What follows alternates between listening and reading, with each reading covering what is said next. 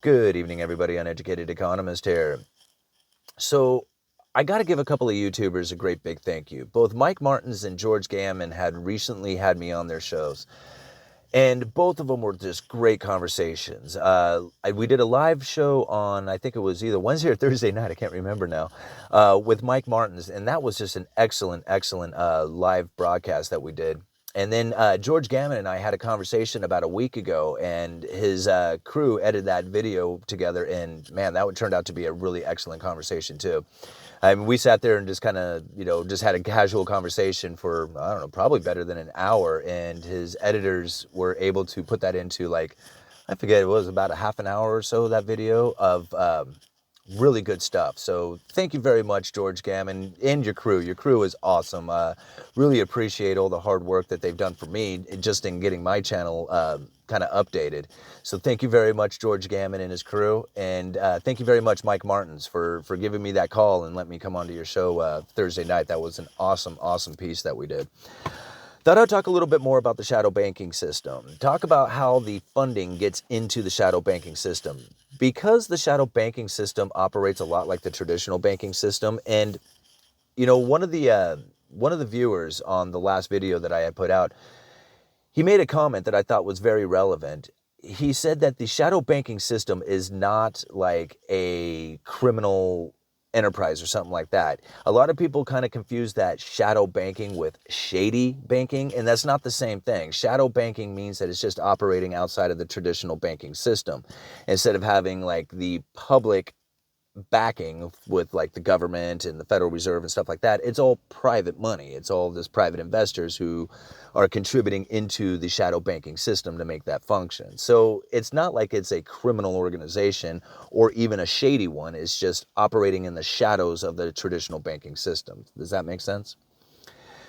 So how does this shadow banking system get its funding? So kind of like how the traditional banking system gets their funding, they sell commercial paper and they sell off something called midterm notes. Okay, and now this is basically you when you buy these commercial paper, it's you loaning your money to them for a higher interest rate than you would get in, say, like a deposit, like a savings deposit. So typically these commercial papers that these banks sell is going through a money market account. So when you take out a money market account, you are basically loaning your money to these corporations or these banks for them to do whatever they need to with this money. You are funding their enterprise, so to speak. And for a reward, they're going to give you a little bit better interest rate than if you had taken out, say, a savings account. So that's how they kind of get the funding is through this commercial paper and these midterm notes. Now, once you have signed the bottom line on your loan, like you're going to take out a car loan or a house loan or whatever it is that you're borrowing money for, once you have signed your name to the bottom line, that instrument of debt can now be sold. It can be traded. It's an asset, okay? And now that asset gets turned into something called an asset-backed commercial paper, okay? So once they have basically gotten some funding by selling these commercial papers or getting investors to fund their enterprise through the money market accounts, they then take that cash that they got, lent it out to the borrower for their car, and then the borrower signed the piece of paper saying they promised to pay it back. That piece of paper is now the asset. That asset becomes an asset-backed commercial paper where the bank sells it again. Okay, this time they sell it to the broker dealers who take that commercial paper, that asset-backed commercial paper, and they turn it into an asset-backed security. So they take a bunch of these asset-backed commercial papers, jumble them up into an asset-backed security. Now they have another instrument that they can sell. After they get a bunch of these asset-backed securities, now they can jumble those things into something called an CDO, or collateralized debt obligation.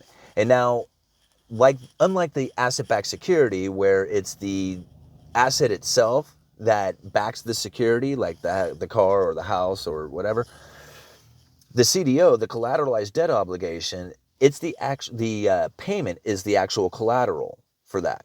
Okay, so after you get these asset-backed securities, you can turn those things into collateralized debt obligations. All right. Now, once those collateralized debt obligations have been created, that is pretty much the final position in which that these banks have, because if you sell these things off, it's basically the repayment of the debt that's going to pay these collateralized debt obligations off. I know this stuff gets really confusing, and I'm trying to oversimplify it too, because it gets really complicated if you were to try and break this thing down individually. But that's ultimately what happened. So the asset-backed securities, those usually enter the market through guys like the limited purpose finance companies. What else? Structured investment vehicles, securitized arbitrage, and hedge funds, credit hedge funds. Okay, so these are kind of like the people who deal with the ABSs. And now they rated it, the way that they refer to it as is ABS intermediation.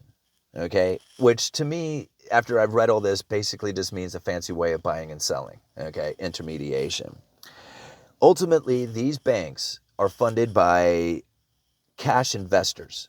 Okay, and the people who end up buying most of the funding needs for the banks, the bonds and those midterm notes, are like mutual funds, pension funds, and insurance companies. These are like the institutions that are typically funding the shadow banking system. Pension funds want to seek out a higher interest rate. Mutual funds, same thing. Hedge funds, everybody's looking out for these higher interest rates that they can get, and they're finding it over in the shadow banking system. Does that make sense? Okay. I'm going to kind of leave it at that. I know that was really confusing, and like I said, I tried to simplify it. I think I might have oversimplified that a bit, but that's basically the structure of how the shadow banking system gets their financing. They sell commercial paper through the money market accounts. They take that commercial paper once they have gotten the funding and lent it out. They get the asset-backed securities, then they chop those things into credit or collateralized debt obligations, and these are the things that are basically sold out there to the cash investors in order to keep the shadow banking system profitable and running. Does that all make sense? Uneducated economist. You guys let me know.